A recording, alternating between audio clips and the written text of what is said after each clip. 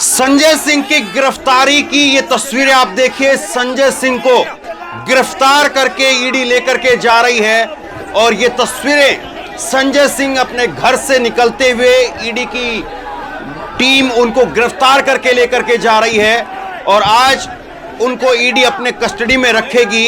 अब इसके बाद में क्या कुछ होगा, सबसे बड़ा सवाल यह है। लेकिन किस तरह का हुजूम, कार्यकर्ताओं का हुजूम संजय सिंह के घर के बाहर उमड़ा है, इन तस्वीरों में देखिए। और संजय सिंह अपने घर से निकलते हुए अपने लोगों से, अपने समर्थकों से हाथ हिला करके मुस्कुराते हुए संजय सिंह निकल रहे हैं। संजय सिंह की ये तस्वीरें, जब संजय सिंह को लेकर के जाया जा रहा है ईडी के द्वारा गिरफ्तार करके, उस वक्त में एक बड़ी खबर या एक यूं कहें कि बड़ा ऐलान भाजपा के नेताओं की तरफ से निकल करके सामने आता है कि अगला नंबर अब अरविंद केजरीवाल का है। अब अगला नंबर अरविंद केजरीवाल का है। बीजेपी के तमाम नेताओं की तरफ से बयान दिया जाता है। ईडी ने संजय सिंह की गिरफ्तारी ली है, गिरफ्तार किया है, लेकिन ईडी इस बात का ऐलान नहीं कर रही है। भाजपा के नेता इस बात का ऐलान कर रहे हैं कि संजय सिंह के बाद में अब अगला नंबर अरविंद केजरीवाल का है। यह बयान निकल करके सामने आया है मनोज तिवारी का, दिल्ली बीजेपी अध्यक्ष का। आगे मैं आपको सुनाता हूं, लेकिन उससे पहले संजय सिंह जब अपने घर से निकले थे तो उन्होंने क्या बयान दिया, और संजय सिंह का बयान, वो वीडियो भी आपको आगे सुनाता हूं। संजय सिंह ने कहा है, मरना मंजूर है, झुकना नहीं है। मैंने अडानी घोटाले का खुलासा किया, ईडी के पास शिकायतें की, लेकिन अडानी के खिलाफ कोई कार्रवाई नहीं हुई। मोदी जी 2024 का चुनाव बुरी तरह से हार रहे हैं। वो जुल्म करके लोगों को जेल में डालकर जीत नहीं सकते हैं। मैं पहले भी अडानी के घोटाले के खिलाफ बोलता था, आगे भी बोलता रहूंगा। और तमाम चैनल अब मुनादी कर रहे हैं। एबीपी न्यूज का ये स्क्रीनशॉट आप देखिए। एबीपी न्यूज ने भी लिखा है, अब अगला नंबर किसका है। मतलब हर जगह जो है इस बात की मुनादी की जा रही है। सवाल सरकार से पूछने की बजाय, सवाल एजेंसी से पूछने की बजाय कि आपने गिरफ्तार किया है, क्या सबूत मिले हैं, क्या कुछ ऐसा मिला है जिसके बाद में संजय सिंह को गिरफ्तार किया जाए। कोई पैसे की रिकवरी हुई है क्या, कोई बड़ी रकम मिली है, कोई 1000-2000 करोड़ रुपए का बड़ा जो है वो आपको कैश कहीं पर मिला है, खजाना कहीं पर मिला है। वो सवाल सरकार से पूछने की बजाय अब चैनल और तमाम भाजपा के प्रवक्ता वो मुनादी कर रहे हैं कि अगला नंबर अरविंद केजरीवाल का है। बहरहाल जिस वक्त में संजय सिंह अपने घर से निकल रहे थे, अपनी माता जी का पहले उन्होंने आशीर्वाद लिया। ये तस्वीरें देखिए, वो अपनी माता का आशीर्वाद ले रहे हैं। संजय सिंह यहां पर आपको नजर आ रहे हैं और निकलते वक्त उन्होंने क्या कुछ कहा है, उस बात को जरा सुनिए, इंपॉर्टेंट है। जय साथियों, नरेंद्र मोदी जी की सरकार के भ्रष्टाचार के खिलाफ, अडानी के महाघोटाले के खिलाफ लगातार मैं बोलता रहा हूं, अब भी आवाज उठाता हूं। ईडी में कई शिकायतें जो अडानी के खिलाफ की, घोटाले के खिलाफ की, इस पर कभी कोई कार्रवाई हो। और आज अचानक ईडी मेरे घर पे पहुंच गई, दिन भर छापेमारी की, सारी जांच की, सब कुछ खोल डाला, कुछ नहीं निकला। बावजूद इसके जबरन मेरी गिरफ्तारी की जा रही है। लेकिन हम लोग आम आदमी पार्टी के सिपाही हैं। मोदी जी से कहना चाहते हैं, मोदी जी आप चुनाव हार रहे हैं, बुरी तरीके से हार रहे हैं, और ये आपकी हताशा का संकेत है, ये आपकी हार का संकेत है। ये उदाहरण है इस बात का कि एक कायर, एक डरपोक प्रधानमंत्री किस तरीके से जुल्म करके, तानाशाही करके, लोगों को जेल में डाल के चुनाव जीतना चाहता है। लेकिन मैं मोदी जी आपको याद दिलाना चाहता हूं, जब जब जुल्म बढ़ता है तब तब उसके खिलाफ जनता की आवाज बुलंद होती है। मैंने पहले भी कहा अपने साथियों से, आज से दोहरा रहा हूं, मरना मंजूर है, डरना मंजूर नहीं है। चाहे जितनी यात्राएं मोदी जी गए, नरेंद्र मोदी सरकार के भ्रष्टाचार के खिलाफ, अडानी के महाघोटाले के खिलाफ बोलता रहा हूं, बोलता रहेगा। आज दिन भर की छापेमारी में पूरा घर खोद डाला, कुछ हो नहीं रहा, बावजूद इस पर गिरफ्तारी हो रही है। अभी दुनिया भर की झूठी खबरें प्लांट की जाएंगी, दुनिया भर के झूठे समाचार फैलाए जाएंगे। जय साथी।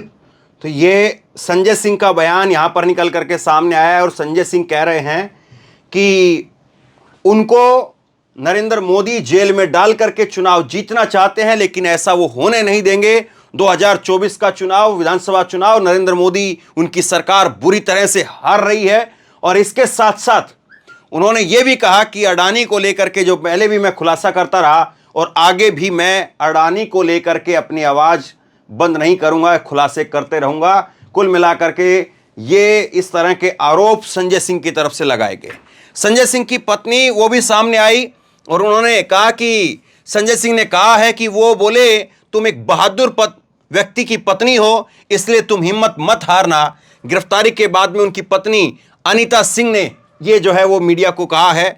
और संजय सिंह की माताजी वो काफ़ी भावुक हो गई और कहा कि मेरा बेटा बहुत ईमानदार है। आंखें डबडबा गई और भरी हुई आंखों से संजय सिंह के लिए कहा कि ऐसा बेटा हर माँ जने, हर माँ के कोख से ऐसे बेटे का जन्म हो, ये संजय सिंह की माता ने आज कहा। सवाल बहुत सीधा सा है, संजय सिंह ने कुछ गलत किया है, आम आदमी पार्टी ने कुछ गलत किया है, बगैर किसी लाग लपेट के सीधे तौर पर इस पर कार्रवाई होनी चाहिए, तीव्र कार्रवाई होनी चाहिए। लेकिन सवाल यह है कि ये कार्रवाई अभी जब चुनाव आ रहे हैं तब क्यों हो रही है।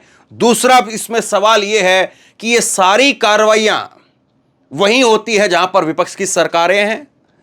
कहीं पर भाजपा शासित मध्य प्रदेश के अंदर, महाराष्ट्र के अंदर जब उनकी सरकार आ गई है तब, गुजरात के अंदर, उत्तराखंड के अंदर, उत्तर प्रदेश के अंदर क्या ऐसी कोई कार्रवाई देखने को मिलती है। सवाल यह है क्या सारी की सारी विपक्ष की सरकारें वही चोर हैं या फिर नरेंद्र मोदी सरकार जो है या भाजपा के नेता जो हैं उनकी चोरी छिपा दी जाती है। तो सवाल कुछ इस तरह से विपक्ष की तरफ से लगातार पूछे जा रहे हैं।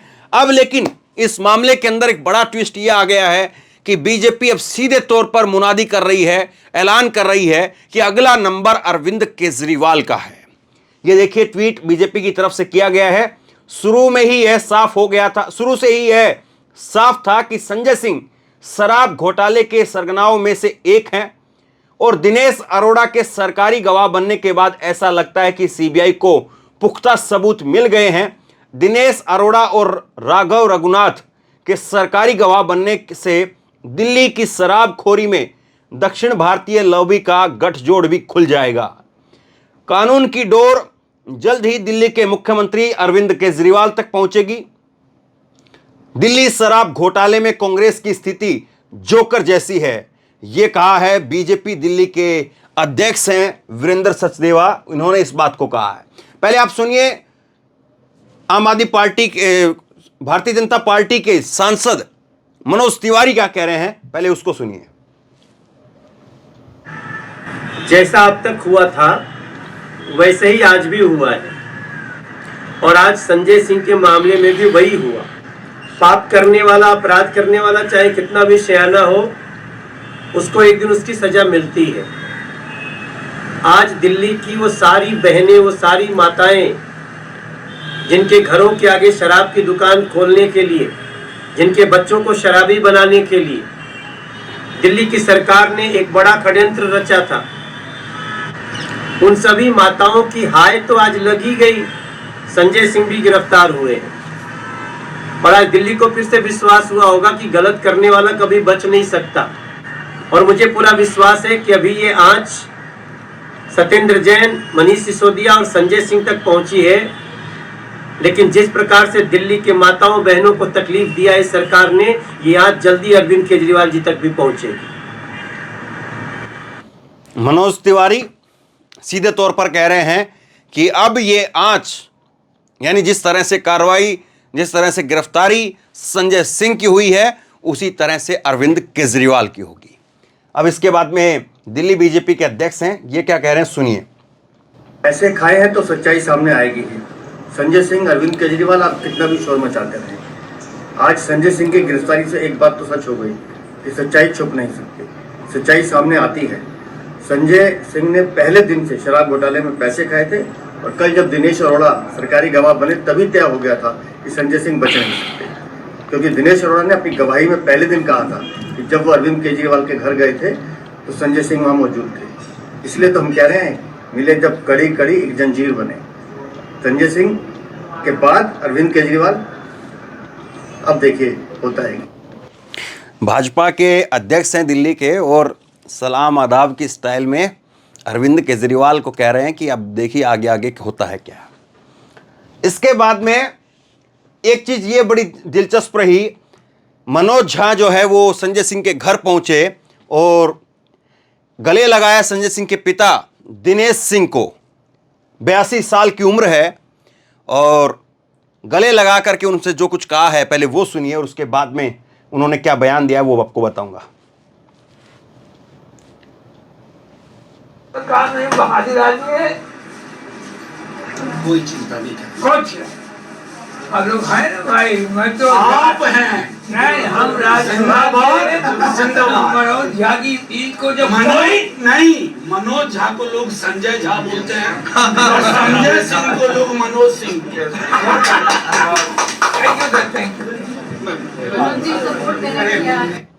ये उन्होंने गले लगाया, गले लगा करके उनके पिता का ढाढ़स बंधाया, और उसके बाद में कहा कि संजय सिंह की गिरफ्तारी ईडी ने नहीं की है, उन्हें भाजपा की इकाई ने गिरफ्तार किया है। बड़े गंभीर आरोप लगाए हैं, जिसमें ईडी, आईटी और सीबीआई शामिल है।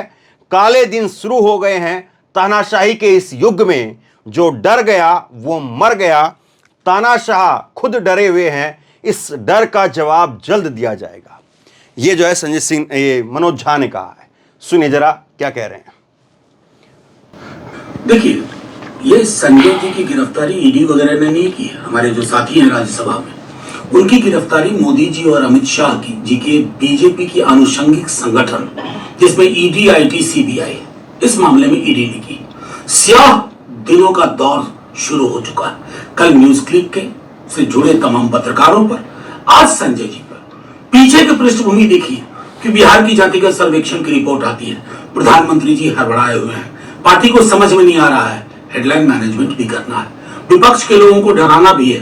ये सिलसिला मैं जानता हूं हमारे प्रतिकार के बावजूद चलेगा, क्योंकि उनके राजनीतिक उपकरण अब उनके पास कुछ नहीं बचा। शब्द नहीं, भाव नहीं, कहने को कुछ नहीं, देने को कुछ नहीं, तो क्या करेंगे? विपक्ष के तमाम दलों को लोग बताएं कि क्यों विपक्ष के दलों को, एक एक नेता को लगातार टारगेट किया जा रहा है, डराने के लिए। तानाशाही के इस दौर में जो डर गया वो मर गया। तानाशाह खुद डरे हुए हैं, और इस डर का प्रतिकार बहुत जल्द होगा, और वो कल, वो जो जल्द है वो बहुत जल्द है। मनोज झा ने बड़ी बात कही। मनोज झा ने कहा है कि संजय सिंह की जो गिरफ्तारी हुई है वो ईडी ने नहीं किया है, बल्कि मोदी और अमित शाह की जो बीजेपी है, वो एक इकाई है उसकी, उसने जो है इसकी गिरफ्तारी की है।